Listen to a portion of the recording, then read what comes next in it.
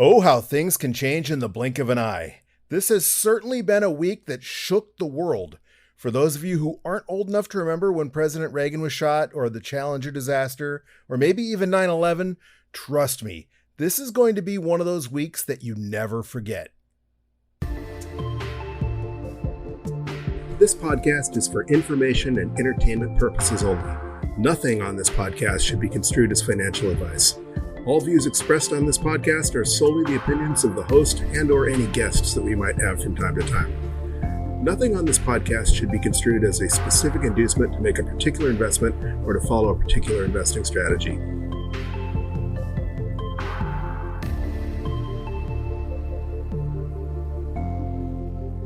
Hello, Sat Stackers. Thank you for joining us for the latest episode of the Bitcoin Bulletin Podcast. We are nearing a very important milestone here. We have been doing our DCA Wednesday episodes for almost 3 years now. Our very first DCA Wednesday stack was all the way back on July 28th, 2021, and this is going to be our 156th stack. Our first ever Bitcoin Bulletin Podcast episode was a weekend update episode, and that was on July 25th, 2021. So the official 3-year anniversary will be next Thursday, the day after our next DCA Wednesday episode. So if I get carried away and I forget to celebrate, I'm just letting you know that it's a big week coming up for us here. And thank you for joining us for all those episodes. All right, there is a lot of actual news to get into today. As I mentioned in the introduction, it was certainly a week that shook the world. A lot of things seemingly changed overnight. But before we get into all of that, let's take a customary look at Bitcoin's vital statistics. At the time of this recording, we are at a block height of 852,678, and Bitcoin is currently ringing in at $64,180 US. That is up almost $7,000 since last DCA Wednesday episode. As you know, there was a lot of speculation that Germany had been dumping its Bitcoin. I guess they ended up dumping somewhere in the neighborhood of 50,000 Bitcoin that had been seized, that they had seized. The German government had seized from a video piracy website.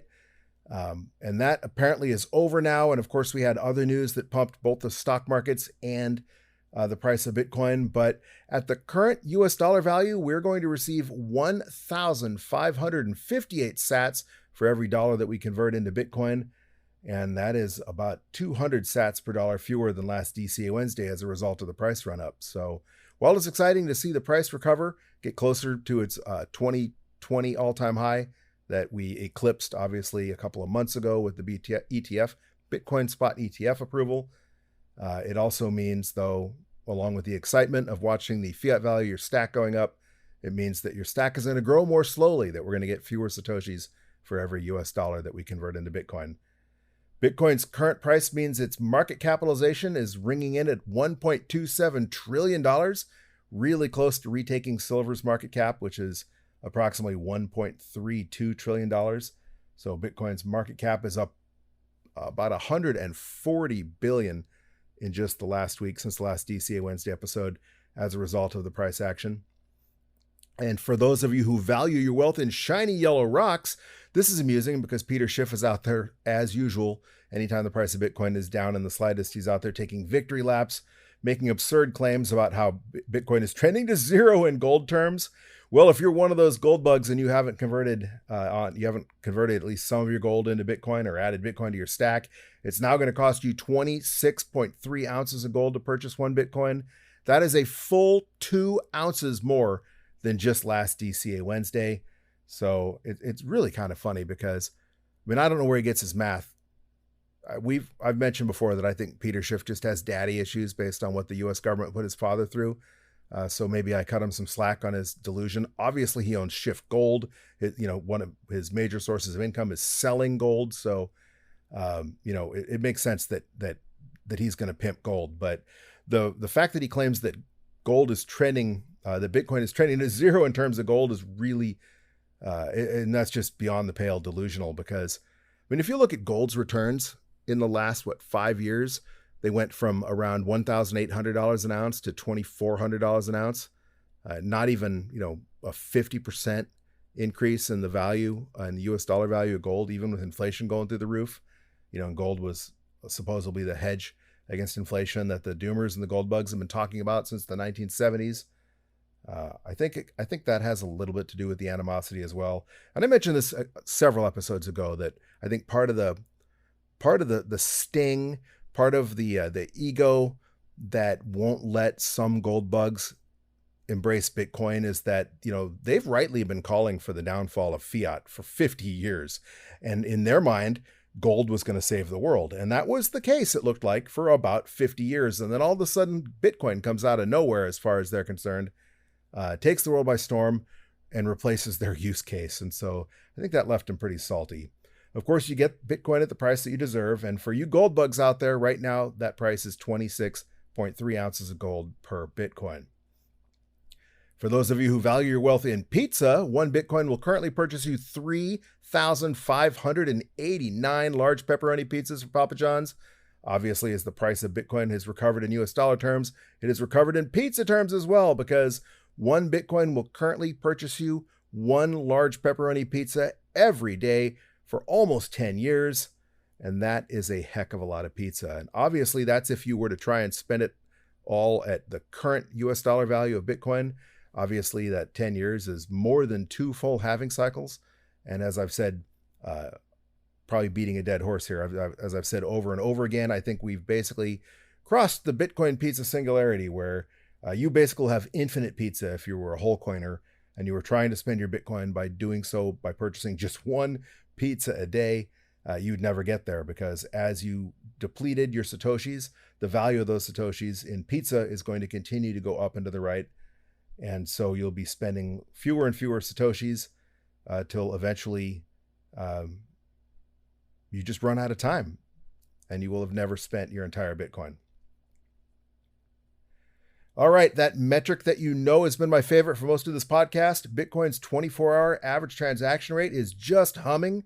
Currently, we're looking at 7.46 transactions per second on average on chain, and that is about as high as we could expect to see it. I mean, we've seen it over 8 transactions per second, maybe once or twice in the entire history of this podcast. In fact, scrolling through my notes here, it was over 8.4 transactions per second, but that's the only time I've ever seen it.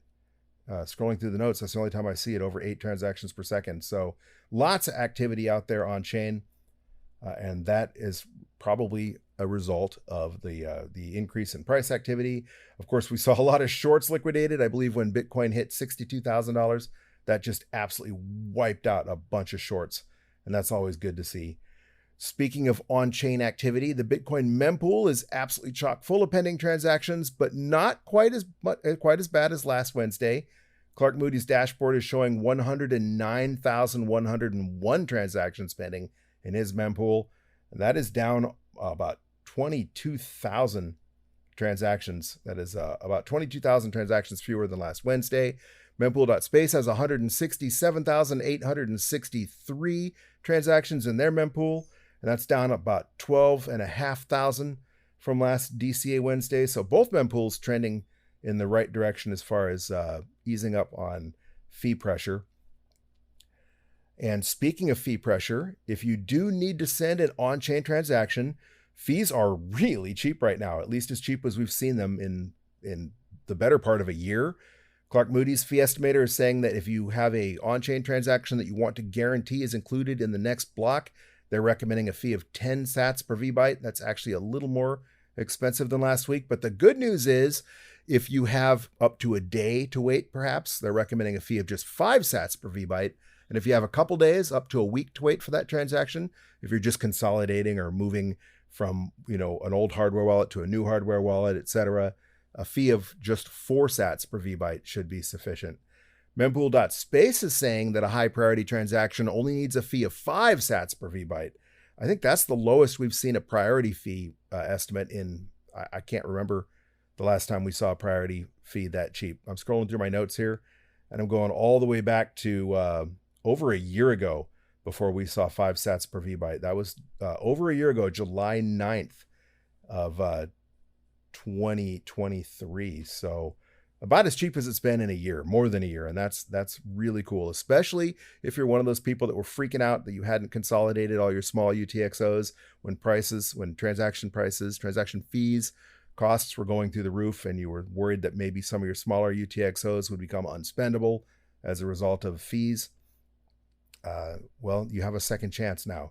That 5 sats per VByte works out to about 45 cents in US dollar terms. Try sending a priority transaction anywhere in the world for anywhere near 45 cents. I mean, I can tell you that you can't even send a MoneyGram at Walmart to another Walmart for less than 5 times that amount. And mempool.space is saying that if you have a medium or a low priority transaction, you should still use that 5 sat per VByte fee. So that's pretty consistent. But if you have a no priority transaction, you're willing to wait a couple of days for that transaction to consolidate. They're saying that a fee of just 2 sats per VByte will eventually get mined, and that's just 18 cents in US dollar terms for an uncensorable, permissionless transaction anywhere in the world. Immutable. That's just amazing. 18 cents. Matt Odell and Marty Bent have this bet that mempools will clear. I think their most recent bet, their double or nothing bet or something, was like by the end of this year. And for that to occur, I think they needed a fee of 1 sat per VByte for, I don't remember, a couple of blocks. And we're really close.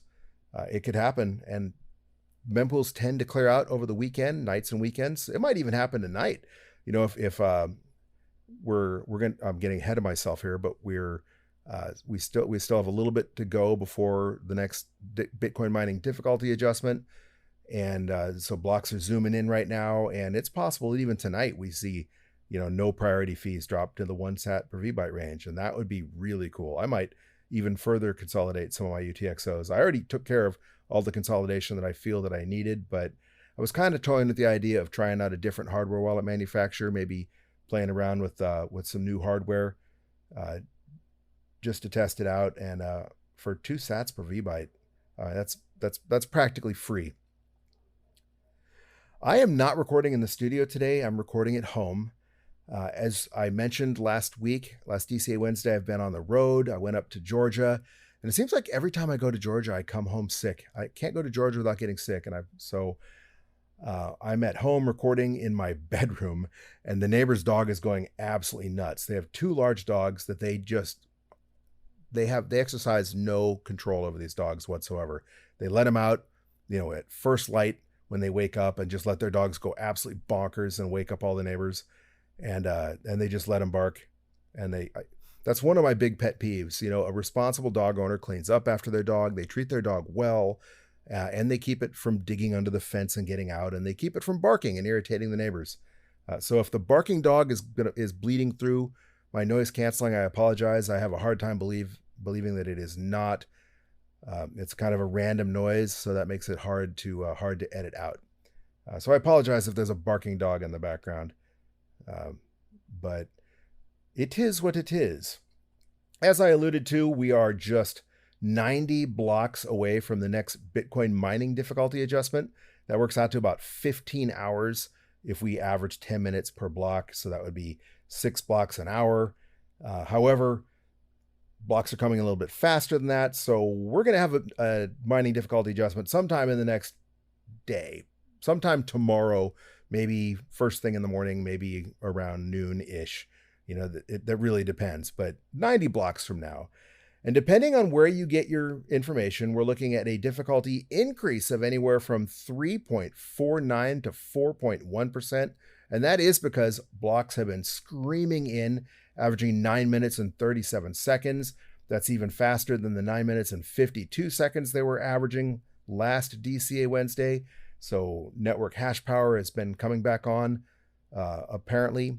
And that makes sense because while it's still summer and while it's still really hot, it was only 91 degrees here in Florida today. So that's 8 or 9 degrees cooler than it had been. So, in general, when we're talking about Bitcoin miners supporting the electricity grid, supporting with load balancing, the network grids, the grids are, they can handle an average summer day. It's when you start setting these record temperatures that the the demand for electricity starts outstripping what the grid can provide. And that's when the miners agree to shut down some of their mining operations to let that electricity go back to the grid instead of using it for mining. And while it is really hot out there, we're not setting any records. The quote unquote heat dome has dissipated a bit. Had a lot of rainy days across the country. That cools things off a bit too. So maybe that accounts for some of that network hash rate coming back online. Either way, we're looking at a difficulty increase of around 3.5% to 4% in the next 24 hours or so. All right. Before we get into the news, I want to take a minute to thank those of you listening on your favorite Podcasting 2.0 apps, such as Fountain. By listening to podcasts on Fountain, you can actually earn sats for listening to podcasts, but more importantly, it allows you to help support your favorite podcast, to support content creation through the value for value model. And that's where you can either stream sats on a per minute basis while you're listening to podcasts, or send a boost, which is a one-time payment of Satoshis to your favorite podcast. And basically you send a shout out, but it's a lightning transaction. So sats come along with it. And we do have one boost to read. It is from longtime supporter of the podcast, Leggy. Leggy sent a whopping 10,000 sats this time and says, "This week, a special thank you. Because of your podcast, our small team of Koblenz has won the MMT Meetup Meisterschaftsturnier. Sorry about that, butchered that. Meetup Championship last weekend. The final round was some quiz poker, and a lot of your statistics and informations were asked. For example, how much BTC are in the ETFs? What was BTC's max market cap? When did Hal die, etc." So that's really cool. Thank you, Leggy, for that shout out. That's really cool to know. I've always said that German Bitcoiners seem to have more fun, and I've really, one of my bucket list things is not to necessarily to get to some of the Bitcoin conferences in Europe, but to attend some of these smaller Bitcoin meetups. And I've actually been to Koblenz a long time ago, mind you, but I was visiting my aunt and uncle who lived near Stuttgart, and we drove up the Rhine River, went over to the Rhine from Stuttgart, and then up all the way to Köln. And Koblenz is on the way. So that's a beautiful town. I don't remember a whole lot about it. I was kind of young, but I remember there's a big fort up on the hill overlooking where the two rivers converge. If I'm thinking of the right town. If I'm not, I apologize. But beautiful town, and sounds like you guys had a lot of fun. Thank you for the shout out. Thank you for the boost. I'm glad we came in handy. And speaking of our listenership, our geographic distribution of listeners has changed a little bit. As usual, most of you are listening from the United States, but our top 10 countries are as follows. Number 1, of course, the United States. Number 2 remains Argentina. So muchas gracias, amigos in Argentina. Number 3 remains Germany. So Dankeschön, mein friends in Deutschland. Number 4 remains Canada. So thank you to all of you listening up in Canada. Number 5 remains Luxembourg. So again, Morgen to those of you who speak Luxembourgish, or Dankeschön, mein friends in Luxembourg. Number 5 remains Spain. So muchas gracias, amigos in Spain. Here's where the shakeup starts. Colombia has moved up 2 spots from number 9 to number 7. So muchas gracias, amigos in Colombia. Mexico has moved up 2 spots from number 10 to number 8. So again, muchas gracias, amigos in Colombia. Australia has moved back into the top 10. They were just outside of the top 10 at number 11, and they have moved up to the number 9 spot. So another country with a big move, taking 2 spaces, moving up 2 spaces in the top 10. So thank you so much to all of you listening down in Australia for maybe turning on some of your friends or family to this podcast and breaking back into that top 10. The United Kingdom has dropped 3 spaces from number 7 to number 10, but thank you to those of you across the pond who are still tuning in and about the same numbers. It just looks like we picked up some listeners in Colombia, Mexico, and Australia. And then Venezuela has dropped out of the top 10 and is down where Australia had been at the number 11 spot. So still some listeners in Venezuela, but it looks like it's the same amount of listeners in Venezuela. It's just that Australia, Colombia, and Mexico picked up listeners. So thank you to all of you listening, regardless of where you're listening from. It is really, really flattering that we have people listening all over the world, but that we have people listening in so many Spanish-speaking countries: Spain, Colombia, Mexico. 3 countries in a row. And of course, Argentina at number 2. I don't speak very good Spanish at all. I speak minimal Spanish. I used to speak a little better Spanish when I lived in New Mexico and in Arizona, where it was more common to use Spanish, and language is a perishable skill. Like, for example, butchering German just a minute ago, reading Leggy's shout out. So the less you use it, the worse you get it, the more you forget. Although I feel it comes back. I went to Mexico about a year ago, visited some of the Mayan sites, and it didn't take very long to start remembering words and phrases in Spanish that I had forgotten. So, but I am by no means fluent in Spanish. So it's really flattering that so many of you in Spanish-speaking countries tune into this podcast, even though it is an English language podcast. But again, it's flattering that we have listeners from all over the world. Bitcoin obviously is global. Bitcoin is for everybody. So it makes sense that there would be interest everywhere. But at the same time, this is an English language podcast. So the fact that there are people listening to this podcast, that some of you might even be struggling to listen if your English is, not 100% fluent. And that's cool. That is humbling. So thank you to all of you, regardless of where you're at, for listening to the Bitcoin Bulletin Podcast. All right, on to the news. Of course, the price is a big portion of the news. Bitcoin had retraced all the way to about $53,000 while Germany was dumping and while the Mt. Gox coin FUDs were circulating. But what really drove the price pump is some other things that happened in the news. And I think it has a lot to do with what happened on Saturday. On Saturday, I was on the road. Like I mentioned, I was in Georgia. I went to visit Fort Moore, which used to be Fort Benning. And that's a huge, huge Army base. If you're in the United States Army, or you know anybody who has been, and they went to infantry school, or they went to airborne school, or they went to the armor school to learn how to drive a tank, they did it at Fort Moore, most likely. Just a massive base. And they had a very special celebration of the 84th anniversary of the Armored Division. And we were privileged to be able to attend because at their armor center, they have a collection of over 200 tanks.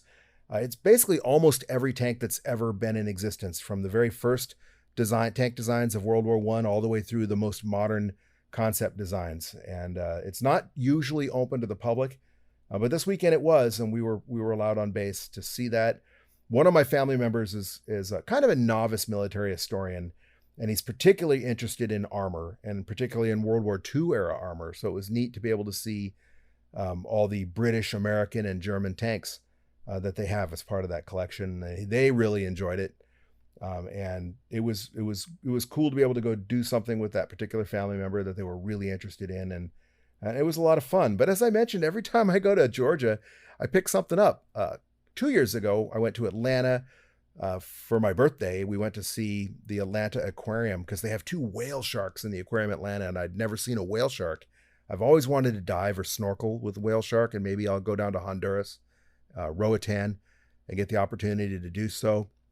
That's also a bucket list item of mine. But in the meantime, I was able to see these 2 gigantic whale sharks that they have in this massive aquarium, the world's largest fish tank that they have in Atlanta. But I had managed to duck the infamous virus, for 2 years. But for some reason, going to Atlanta, the whole family picked it up.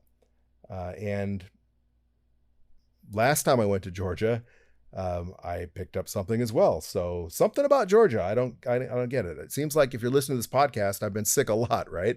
And it's not normally that I'm sick, I can't do this podcast. It's just every time I go to Georgia, I pick something up. I don't know why. Maybe it's just because, I'm going to events and they're packed in with a lot of people. But I went to the Daytona. It wasn't the Daytona 500. I think it was the Firecracker 400, the summer race at Daytona International Speedway during the height of the lockdown, when actually it wasn't the Daytona 400, Firecracker 400.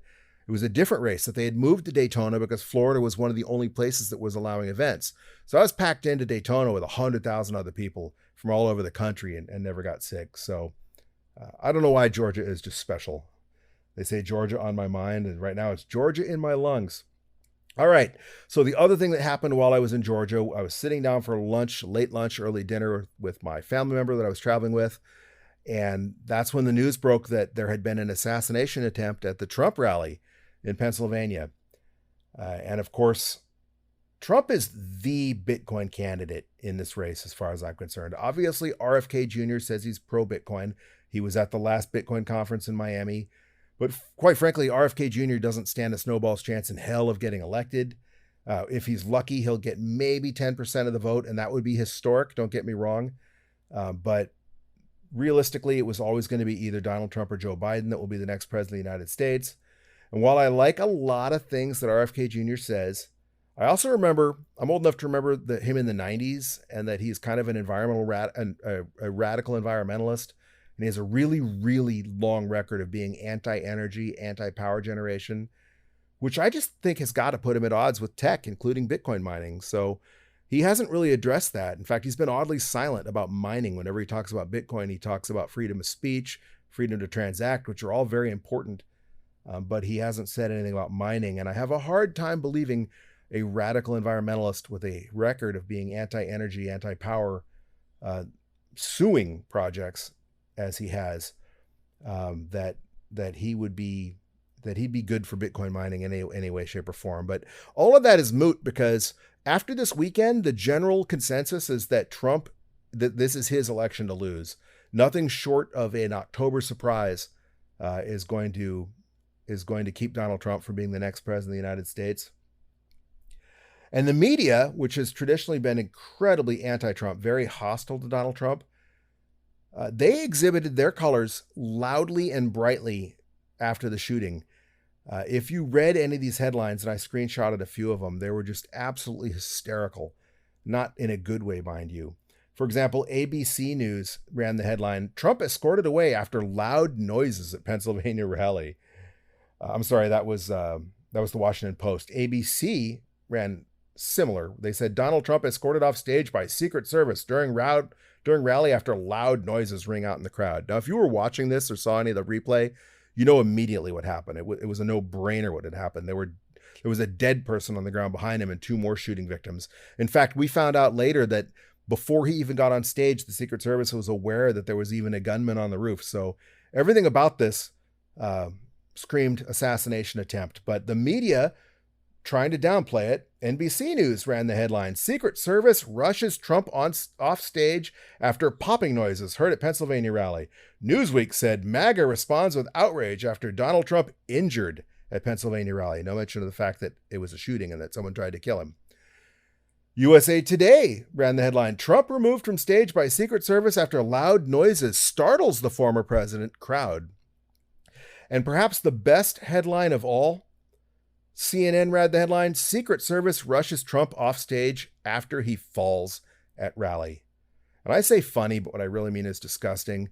I use funny in the English language is a weird language. And so sometimes we use words that you would think would mean something, but we use it in a context that completely changes the meaning. So I'm using funny sarcastically. It's really quite disgusting. And that even after they corrected the headlines, there was a lot, it seemed like an unorganized attempt to try and downplay it. There was a rumor that was circulating for hours that he had only been hit by, teleprompter glass. Yes, there was a shooting, but the bullet didn't go anywhere near him. It hit a teleprompter that was several feet away, and he got a slight ouchie from a piece of flying glass. The other rumor was that he was fine, but that the Secret Service accidentally bumped him on the way down, and that's why he was bleeding. But despite the best tries of the media, ironically, it was the media that gave us the image that's probably going to go down as the most iconic photo in a generation. That image of Trump covered in blood with the American flag behind him, surrounded by Secret Service with his fist in the air, saying, "Fight, fight, fight." And because of this, the sympathy involved, the wake-up call that you might not agree with Donald Trump, but a normal, decent human solves their disagreements at the ballot box. They don't do so by trying to murder somebody. And I think that just shocked the very conscience of so many people, that even people that were vehemently anti-Trump magically became Trump supporters. And the endorsements started coming out of the woodwork. I mean, you kind of expected Elon Musk was heading towards endorsing Trump, but he tweeted out his formal endorsement in spades immediately after the assassination attempt, along with a steady slew of tweets mocking the Secret Service for their ineptitude.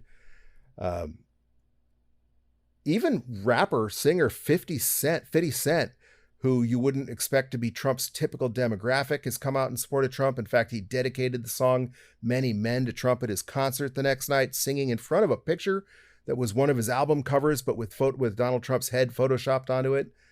And the Washington Examiner posted shortly afterwards that billionaire Bill Ackman endorsed Trump following the assassination attempt. It's been amazing. I mean, if you're watching the U.S. media, it's undeniable, the outrage, even amongst some of those organizations like CNN that were apparently downplaying or mocking Trump, are now just outraged with just how this happened. What a flustercluck this whole thing was, just how horrible the Secret Service protection was, or lack of Secret Service protection. And even people that were staunchly anti-Trump in the media are basically consigning the fact that this is Trump's election to lose, that unless something major happens, there's no way that Joe Biden is winning the election. In fact, the calls for Biden to drop out and allow a more competitive candidate run in his place are growing louder and louder. Before Saturday, I would have thought that was a sure thing, that there was no way that Joe Biden would be the Democratic Party's nominee coming out of their convention in August. But then it kind of appears that after the assassination attempt, with Donald Trump being elevated to almost martyr status, hero status, mythical status, that it's kind of now the race to avoid being the guy who loses to Donald Trump. So if you're a politician, and especially if you're a younger politician and you're looking forward to having a many year-long career in politics, the last thing you want to do is lose a humiliating defeat for president, because that's a career ender right there. So there's a lot of people right now who might have been willing to step up to take Joe Biden's place that they've got to be having second thoughts. They don't want to end up being the Walter Mondale of our time. You know, Walter Mondale, running against Ronald Reagan, only won his home state of Minnesota, won 13 electoral votes. And that was like the greatest landslide in U.S. electoral history. And nobody wants to be the modern day Walter Mondale. So just 2 days after the assassination attempt, the Republican National Convention kicked off in Milwaukee, Wisconsin. And that's where Trump was formally nominated to be the Republican nominee for president. He won't formally accept the nomination until tomorrow, but the first day of the convention, they tallied the votes, and the votes from the primary elections. They tallied the delegates that the elections earned Donald Trump and officially put him over the top as the nominee for president. And the other big news out of the convention is that he announced that Ohio Senator J.D. Vance will be his running mate. Now, Vance is a known Bitcoin advocate and Bitcoin holder. In fact, according to an article yesterday in Business Insider, J.D. Vance has disclosed somewhere between 100,000 and 250,000 in Bitcoin holdings. Of course, he holds them in Coinbase, but maybe that's something we can work on. Obviously, even Michael Saylor has his Bitcoin in custody somewhere. A lot of people, Bitcoin's still at the stage where a lot of people still don't feel comfortable holding large amounts of Bitcoin. It's kind of funny because to you and I, average plebs, normal Bitcoiners, we would think, why would you hold your Bitcoin at an exchange? That's how you're going to lose it. The exchange is going to steal your Bitcoin or get hacked or go out of business. You're not going to lose your Bitcoin if you've got a hardware wallet and you have your seed words properly written down and backed up somewhere. The big risk is in not having self-custody of your own Bitcoin. But then again, he is a senator, and so he's required to have a lot of his investments at an arm's length, etc. And we know that senators make themselves rich by trading on insider information, but at least they have the appearance, they have to avoid the appearance of impropriety. But either way, this makes this ticket, the Donald Trump J.D. Vance ticket, solidly pro-Bitcoin, with Trump saying that he wants to make, Bitcoin, the United States, the center of Bitcoin, that he wants all the remaining Bitcoin to be mined in the United States. And again, I don't think the value of 100,000 to 250,000 was because of the fluctuating value of Bitcoin. I think it's because their disclosures are kind of, you check a box, what range are your holdings in. They don't disclose it to the Satoshi. But at bare minimum, even if it were the $100,000 range, that makes J.D. Vance more than a whole coiner. And American Hodl speculated on this on Twitter, stating that Vance has significantly more, posting in his traditional American Hodl style, "Yo, at JD Vance 1, a little birdie told me that you have 6.15 Bitcoin." If you've been around long enough to remember the 6.15 meme.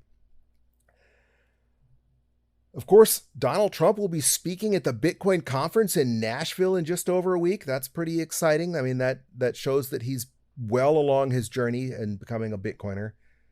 He started out 4 years ago, not necessarily endorsing Bitcoin like many of us, like Michael Saylor, for example. He didn't think that, actually, he wasn't even negative about Bitcoin. Maybe a little bit when he said that patriotic Americans hold the US dollar, something along those lines. But he's definitely changed his tune and in dramatic fashion within the last year or so. Something we attribute in large part to Vivek Ramaswamy. In fact, I think Trump himself said it was Vivek that orange pilled him, that showed him the error of his ways and got him to do a little bit more research, or gave him the research on Bitcoin that led him to become pro-Bitcoin.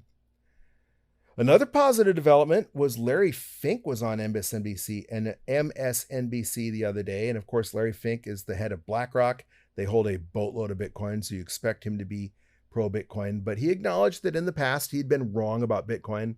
He compared Bitcoin to digital gold, and he said, quote, "It is a legitimate financial instrument that allows you to maybe have uncorrelated type of returns. I believe it is an instrument that you invest in when you're more frightened, though. It is an instrument when you believe countries are debasing their currency by excess deficits. And some countries are." And he emphasized when he said, "and some countries are." He also added that I think there is great industrial use for it.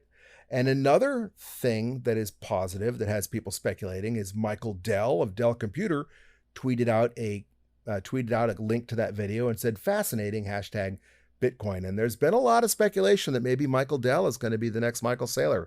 He's richer than Michael Saylor, has more cash to invest than Michael Saylor, and he's the head of a tech company, the head of a company that he founded, like Michael Saylor. And he's tweeted positive sounding things about Bitcoin for the last week or so now, and that would be very positive. I posted on Twitter just the other day that I think the next Michael Saylor, the next MicroStrategy, is already stacking sats.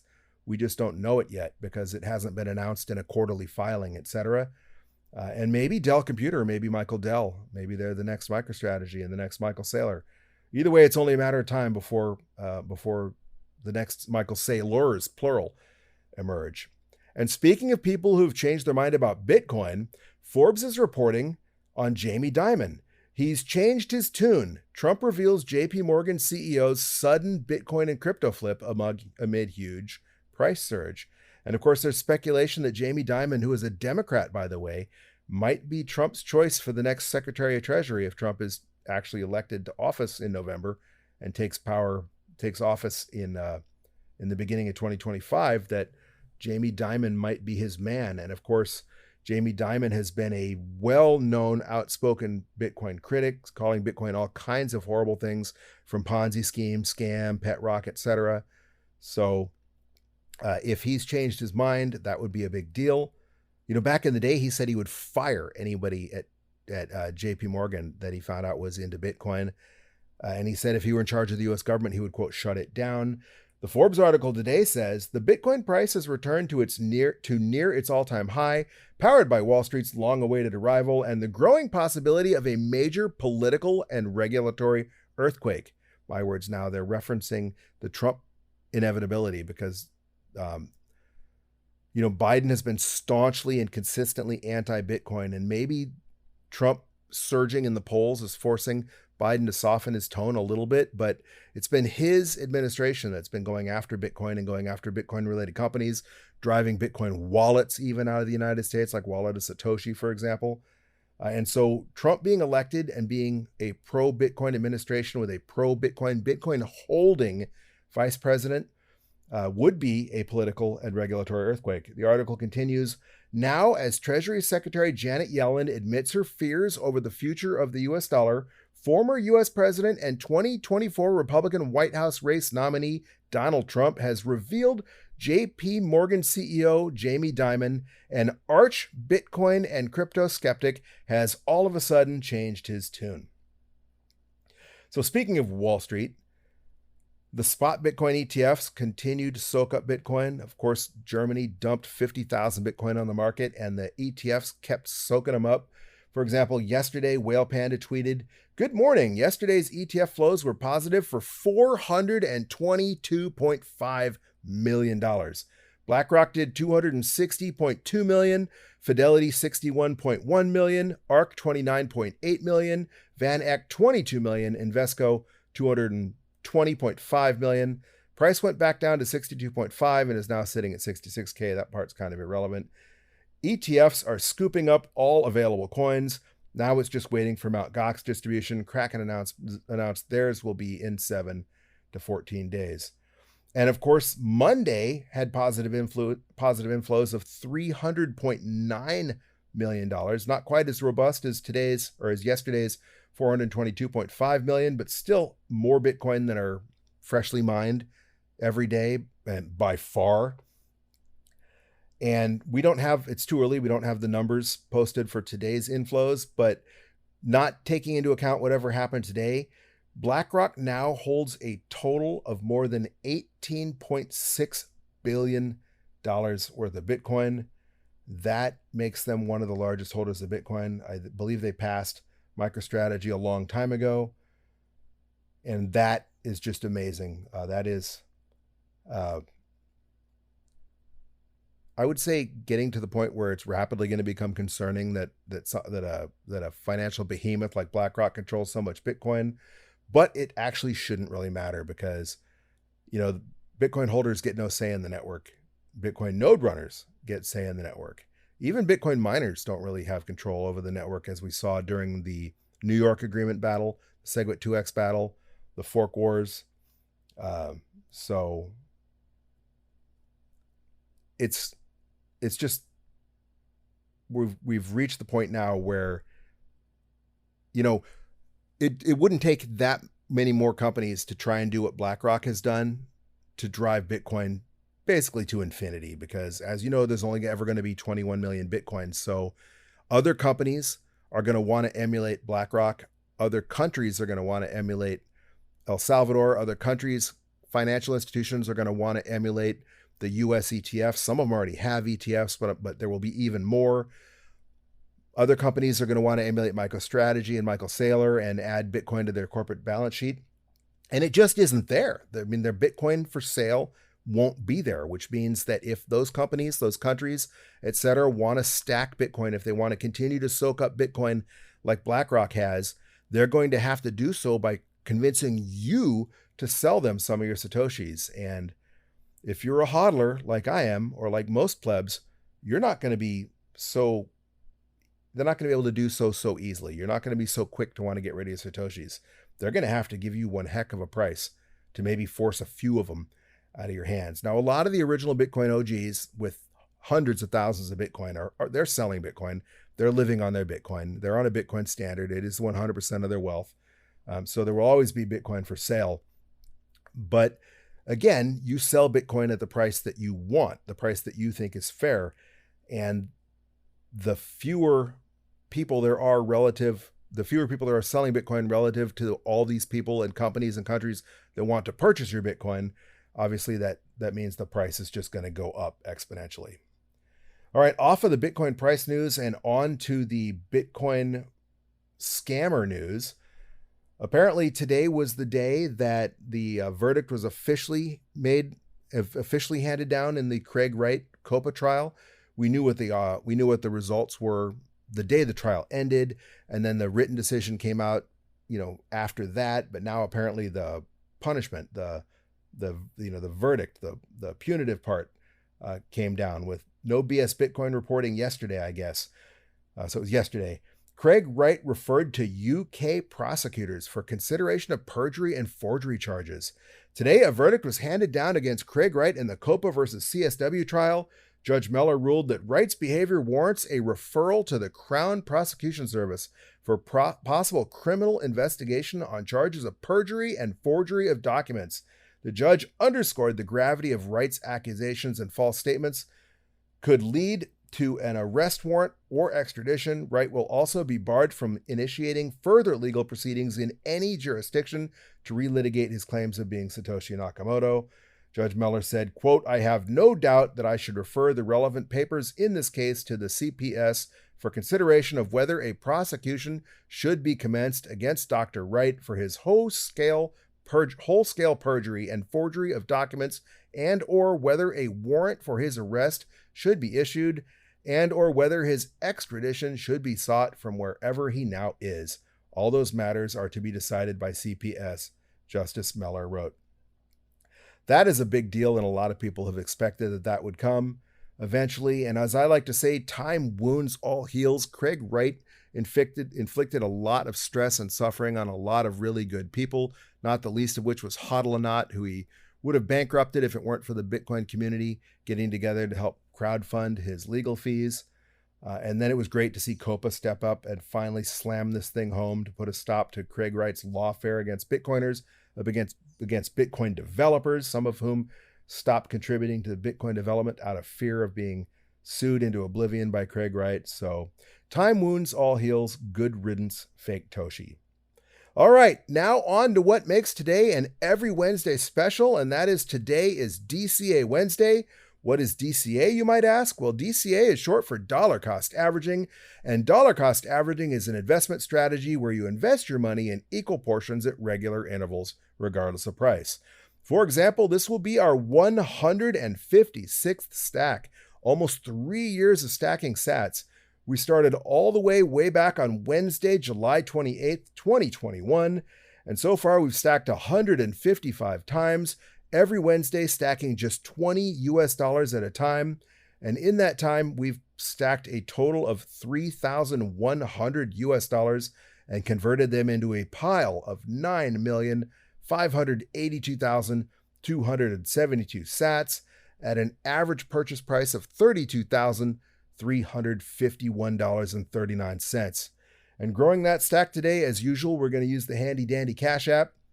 Cash App is not a sponsor of this podcast. I just like to use Cash App because I think it's one of the easiest ways to stack small amounts of Bitcoin. And despite the fact their fees are a little higher than some of the other exchanges, other benefits, for example, the fact that they will let me transfer my Bitcoin to my hardware wallet later without a fee, without a mining fee, I think makes up for it. If I were going to stack a larger amount of money, if I were going to stack thousands of dollars, obviously then the fees really start to eat into your investment money. So I would consider maybe a different exchange. This is a you do you thing, but we're going to use Cash App. I already have money on Cash App because I transferred a bunch of money to Cash App for my trip to Georgia.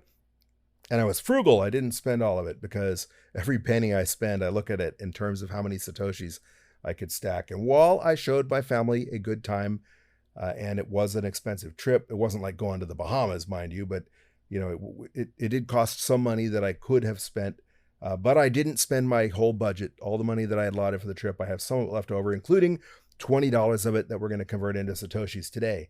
So it's just a matter of me tapping Bitcoin, tapping buy, entering $20, tapping confirm, and boom! Just like that, we've stacked another 30,565 sats. Bitcoin got a little bit cheaper while I've been rambling on. We stacked at a price of $63,962. That is a special number for me. Maybe I'll get into that one day. If you know, you know. I'm not going to elaborate it because it doxes a few things that I'm not comfortable releasing at this point in time. But that's a neat number. At least it's a number that is special to me. And I'm a numbers guy, so a lot of numbers are special to me, but that one is in particular. All right, so those 30,565 sats grow our stack to 9.6 million sats. We now have 9,612,844 sats. It did increase our average purchase price by about $105. Our average cost basis is now $32,456.58, but not too shabby considering that's about half of what we just purchased Bitcoin for at 63,000, almost 64,000 US dollars per Bitcoin. And when Bitcoin's over 100,000, over 200,000 or a million one day, I mean, it's all relative, right? people are going to call you lucky one day for having been able to stack Bitcoin for $64,000. They're going to say that, you didn't earn your wealth, that you just lucked out. Just the same way they say people that got to purchase sub 1,000, or where they got to purchase Bitcoin for $1, or whether they were able to mine Bitcoin on a laptop, are dismissed as lucky today. But eventually they'll learn when they become a Bitcoiner, when they do their 1,000 hours of research, get fully orange pilled, go fully down that rabbit hole. They'll realize that it was more than just luck. And then comes the jealousy phase, where they might even hate you for the size of your stack. Because that 9,582,000 sats, 9,612,000 sats now, that's more than the average person will ever be able to hope to stack. As Bitcoin becomes more expensive, it will take more and more fiat to be able to purchase a stack that size. But also the sats won't even be there to purchase, because without even taking businesses into account, if just the Satoshis, that the 21 million Bitcoin, were divided into Satoshis and spread equally amongst the global population of the world, I believe there was only a couple 100,000 or less than 200,000 Satoshis.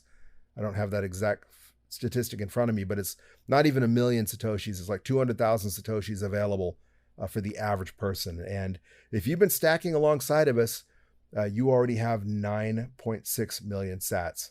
And that's not too shabby. Because when we do see hyper Bitcoinization one day, you'll need Satoshis, because US fiat currencies in general will be worthless. It'll be like when you saw people littering the streets in Venezuela or Argentina, or wherever the most recent hyper Bitcoinization of the day has happened. The fiat becomes worthless, like Weimar Germany went through in the early part of last century. So you'll need Satoshis, but even referencing your Satoshis, valuing your Satoshis on a fiat standard, when Bitcoin hits $100,000, that stack that we've spent just $3,120 on now will be worth $9,612.84. And when Bitcoin hits 1 million, which some people are betting might even happen this cycle, our stack without adding another single Satoshi will be worth $96,128.44. And when the entire world goes crazy and tries to ape into Bitcoin, if Fidelity's Jurrian Timmer, I believe it was, is correct with his $1 billion ultimate prediction for Bitcoin's value, your stack would be worth $96,128,440. And that is not too shabby for stacking just $20 a week. Before I go, I'm going to do my customary ask that you help support this podcast by following us on Twitter. On Twitter, we are at BTC Bulletin Pod. Again, that's at BTC Bulletin Pod. Help feed that algorithm monster by growing the number of followers that we have on Twitter. That will help more people see our posts. Maybe more people will become aware of this podcast. Maybe some of those people that think they can't get into Bitcoin because it costs $64,000 and they think you have to buy a whole Bitcoin will learn that you can build an appreciable stack of Bitcoin just by stacking as little as $20 a week. And also, please help feed that algorithm monster by making sure, if you're listening on Apple Podcasts, that you have automatic downloads enabled, and that regardless of what podcast platform you're listening to, that you are following this podcast, and please review this podcast. Every podcast platform lets you review the podcast in different ways. But for example, if you're listening on Spotify, you can give this podcast a star rating. Basically, you go to review the podcast and you just click on the number of stars. It's as easy as that. And that helps feed this algorithm monster. It will help this podcast show up in more people's podcast feeds. And again, hopefully help orange pill more future plebs. Also, if you are following us already on Twitter, send me a DM. Let me know what you think about the podcast. If you don't have Twitter, you can send me a good old-fashioned email. I have my email open right now. I read all the emails that come in. I respond to all the emails that come in. If I'm on the road, I don't necessarily have my Proton Mail available because it's not on my phone. It's just on my laptop, but I will read it. I will respond to it. And the email address is bitcoinbulletin@protonmail.com. Again, that's bitcoinbulletin@protonmail.com. Twitter's the easiest because I have it on my phone. I'm on Twitter all the time. So if you are a Twitter user, DM me at BTC Bulletin Pod. But again, don't forget to join us next Wednesday, which is going to be one day shy of our official 3-year anniversary of the first episode of the Bitcoin Bulletin Podcast. But next Wednesday and every Wednesday, while we keep stacking $20 US worth of Satoshis, as long as people are willing to sell them to us. Until that time, though, keep on stacking those sats, you sexy sat stackers.